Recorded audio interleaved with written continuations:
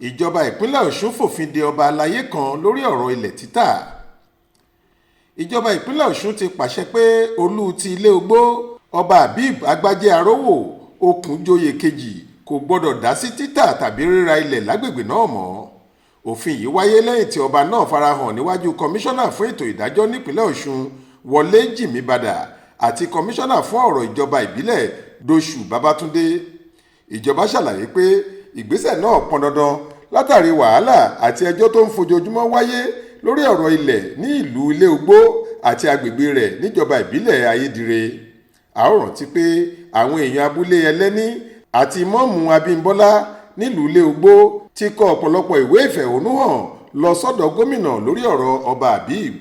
Ẹ̀sùn tí wọ́n fi kan ọba yìí ni pé ó ń fi tipátipá fi agbára ilé ẹjọ́ gba ilẹ̀ lọ́wọ́ àwọn aráàlú tó sì máa ń fi àwọn ọlọ́pàá dúnkokò mọ́ wọn lọ́pọ̀ ìgbà.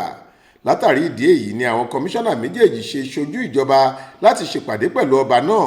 Lẹ́yìn ìpàdé yìí ni wọ́n kìlọ̀ fún un pé kò gbọdọ̀ dá sí ọ̀rọ̀ ilẹ̀ níbẹ̀ mọ́. Wọ́n ní kí ọba náà kìlọ̀ fún gbogbo àwọn ìsọmọgbè àti abẹ́ṣekáwọ́ rẹ̀, pàápàá olórí ọlọ́mọ ọba ìlú ilé ogbó Gbádéwọ̀lú Oyèlámì Kàsálú láti má ṣe dá sọ̀rọ̀ títà tàbí ríra ilẹ̀ lágbègbè ọ̀hún mọ́.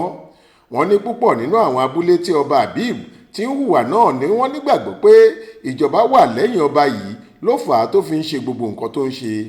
Gẹ́gẹ́ bí àwọn kọmíṣánná náà ṣe wí, ìjọba ti gbé ìgbìmọ̀ kan kalẹ̀ tí yóò ṣèwádìí gbogbo nǹkan tó ṣẹlẹ̀ níbẹ̀ tí yóò sì dábàá ìgbésẹ̀ tíjọba yóò gbé.